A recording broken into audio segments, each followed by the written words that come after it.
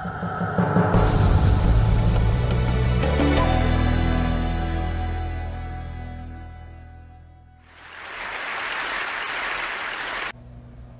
everyone, good evening. I would like to introduce myself first. I am Yunel Pacheco Apo, 22 years old, and currently live in Davao City. I am first year college and taking Bachelor of Science major in Psychology. Yesterday, I watched Showtime on television, in the segment of Showtime called Rinanay.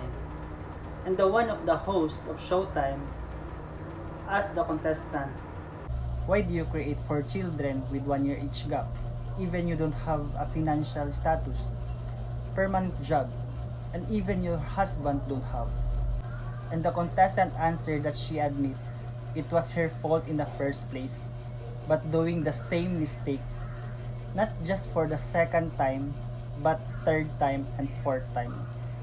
Seems the contestant doesn't understand the responsibility.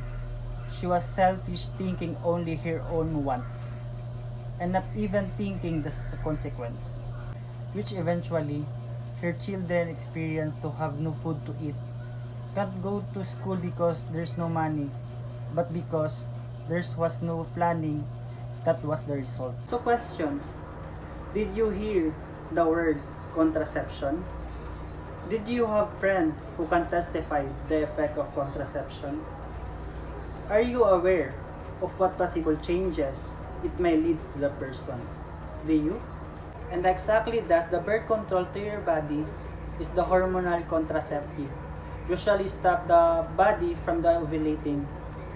They also change the cervical mucus to make it difficult for the sperm to go through the cervix and find an egg.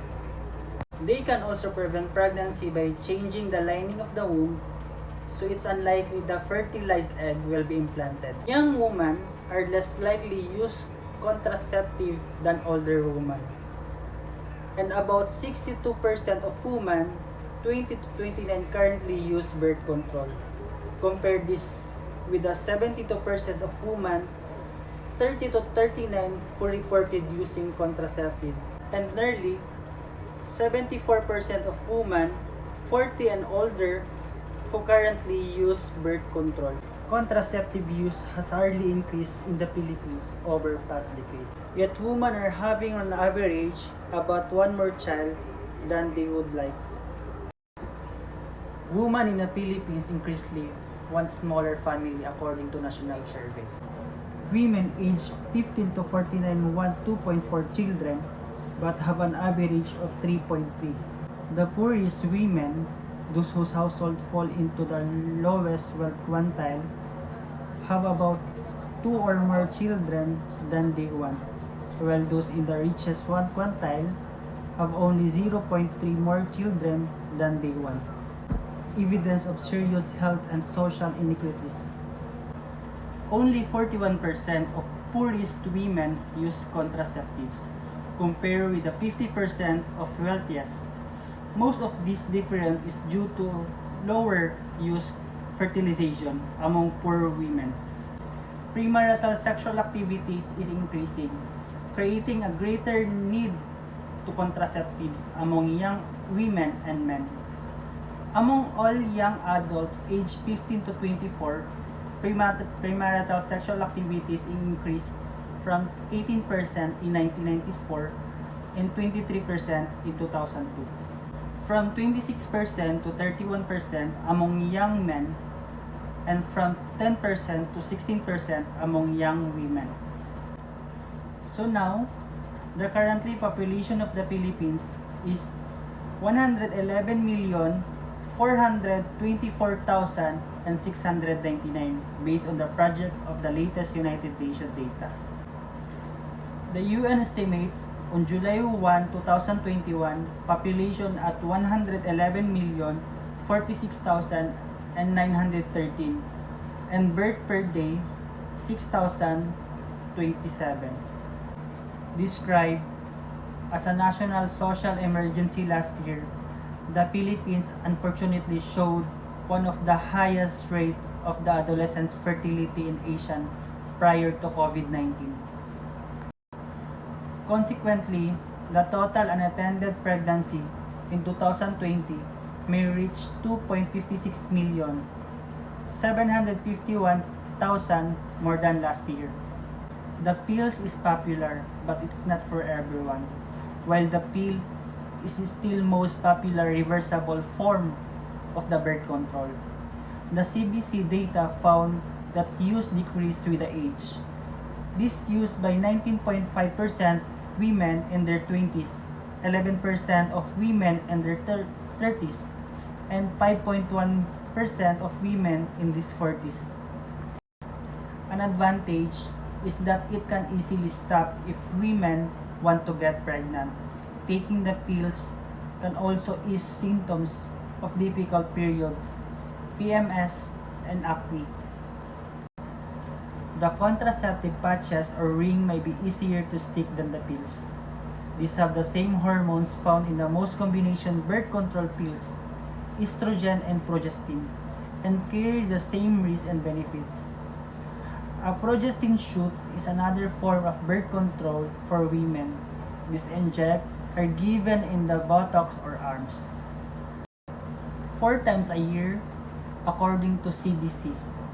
But because of the shot can reduce bone density and it's usually not recommended if there's no birth control alternative for you. It's important to get enough calcium and vitamin D. The latex male condom, and it's the only method that protects against some STI. Latex and polyurethane condom are the only form of contraception that have been shown to protect against some STI including HIV. The benefits of condom is they can protect against sexual transmitted infection and are available without a prescription. But condoms alone have a failure rate of 13% and they don't offer 100% protection against STI.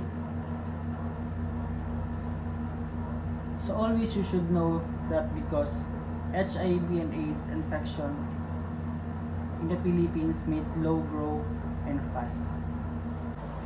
The estimated incidence of HIV and AIDS in the country remains at 0.1% of the total of population in 2019.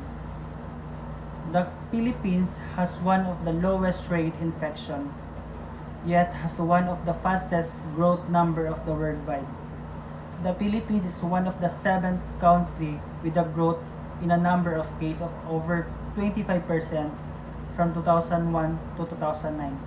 I would like to encourage to everyone to be more responsible and let's be open-minded on every possibilities. I believe that our future lies on our next generation, but let's create the next generation in a more responsible way. So let's promote safe sex in all aspects. A way of thinking and living that is adapted voluntarily upon the basis of knowledge, attitude and responsible decision by individual and couples. In order to promote the health and welfare of the Filipino group of family and thus contribute effectively to the social development of the country. So what can I say? The best birth control is one that's right for you. Before you settle on the birth control method, think about your ability to take medicine consistently. Either you have planned to have children and when, and your persisting medication condition, then talk openly with your doctor about your needs and options. So that's all. Thank you.